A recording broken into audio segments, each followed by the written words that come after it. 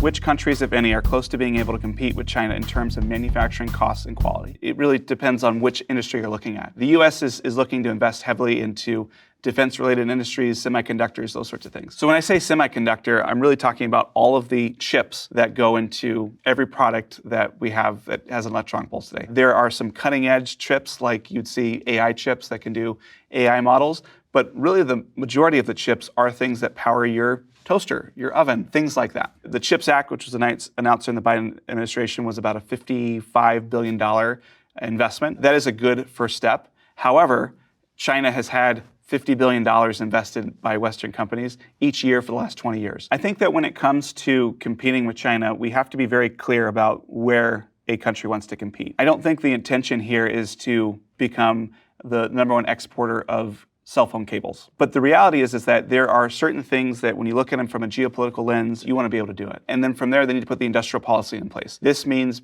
being a guaranteed buyer of some capacity. It means making it very easy for these factories to be built, for the regulations to be curtailed, so that you're still protecting the environment, but making it so that you're only going through one environmental review versus 6. China endured 20 to 25 years of pain in terms of low margin, lots of investment before they got to a point where they are now. And so any country that's going to look to do that has to be willing to go through a similar level of pain, because it isn't as simple as placing an order on Amazon and having a new industry. The reason that Taiwan is such a hotbed is there is one company, TSMC, that has become the world's semiconductor manufacturing floor. They're the only ones capable of producing the cutting-edge AI chips that are out there. China would love to have that inside of their manufacturing base because that gives them another geopolitical lever. The US wants to make sure that it is outside of China's orbit for that exact same reason. And so all of this effort of trying to move factories and fabrications into other countries is because these countries recognize that